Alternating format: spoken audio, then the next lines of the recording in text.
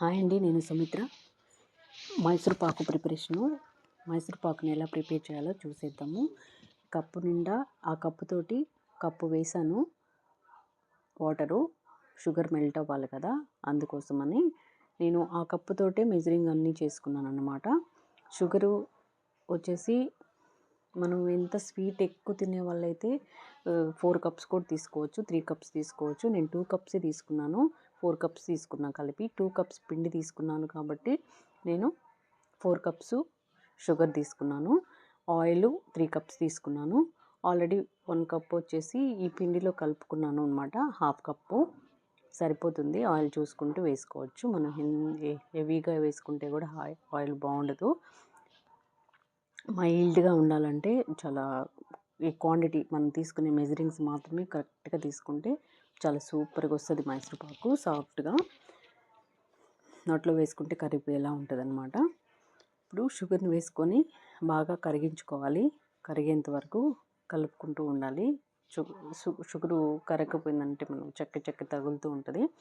బాగా కరిగించుకున్న తర్వాత మనం పాకం చెక్ చేసుకొని పిండి కలుపుకోవాలి. పిండిని ముందే ఆయిల్ వేసుకొని పిండిలో కలిపెట్టుకున్నాను అనమాట. లంప్స్ లేకుండా, అంటే పిండి డైరెక్ట్ వేస్తే లంప్స్ వస్తాయి కదా, ముద్దలుగా ఉంటుంది. అప్పుడు మనకు మంచిగా మిక్స్ అవ్వదు. అందుకని ముందే ఆయిల్లో మిక్స్ చేసుకొని పెట్టుకుంటే పిండి చక్కగా షుగర్లో మెల్ట్ అయిపోతుంది.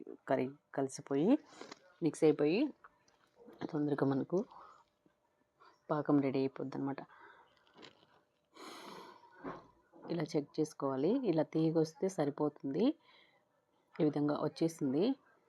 ఇలా వచ్చిన తర్వాత మనం ముందుగా ప్రిపేర్ చేసి పెట్టుకున్న పిండిని ఇందులోకి వేసుకోవాలి. మైదా కూడా నేను ఒక చిన్న 2-3 స్పూన్లు వేసానండి. మైదా వేస్తే ఏంటంటే సాఫ్ట్గా ఉండడం కోసం మైదా వేస్తాము. 2-3 స్పూన్లు మైదా, 2 కప్పులు శనగపిండిని ఈ విధంగా కలుపుకొని ఆయిల్లో వేసి, ఆయిల్ కానీ ఫ్లేవర్లెస్ ఆయిల్ కానీ నెయ్యి కానీ తీసుకోవచ్చు. డాల్డా అవసరం లేదండి. సన్ఫ్లవర్ ఆయిల్ అయితే సరిపోతుంది, లేదా నెయ్యి ఉంటే నెయ్యి వేసుకోవచ్చు. నూనెతో చేస్తే చాలా సూపర్ వస్తాయి, బాగుంటుంది కూడా టేస్ట్.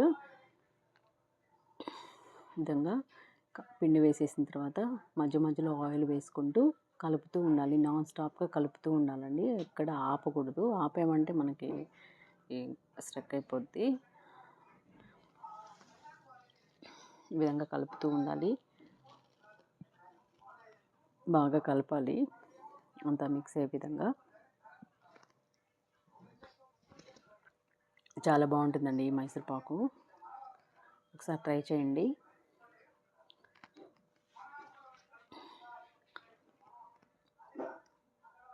ఈ విధంగా అంతా కలిసే విధంగా కలుపుతానే ఉండాలి.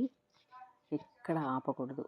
మళ్ళీ ఇంకోసారి మధ్యలో ఆయిల్ వేస్తూ కలుపుతూ ఉండాలి. ఆయిల్ వేస్తూ కలుపుతూ ఉండాలి అన్నమాట.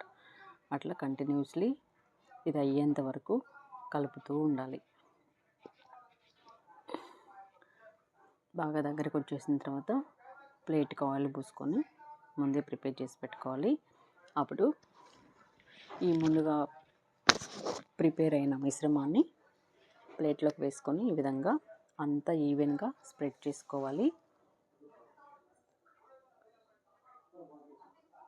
ఈవెన్గా స్ప్రెడ్ చేసుకొని మనం ఏ షేప్స్ కావాలో ఆ షేప్లో కట్ చేసేసుకొని పెట్టేసుకున్నామంటే మంచిగా ఆరిన తర్వాత పీసెస్ని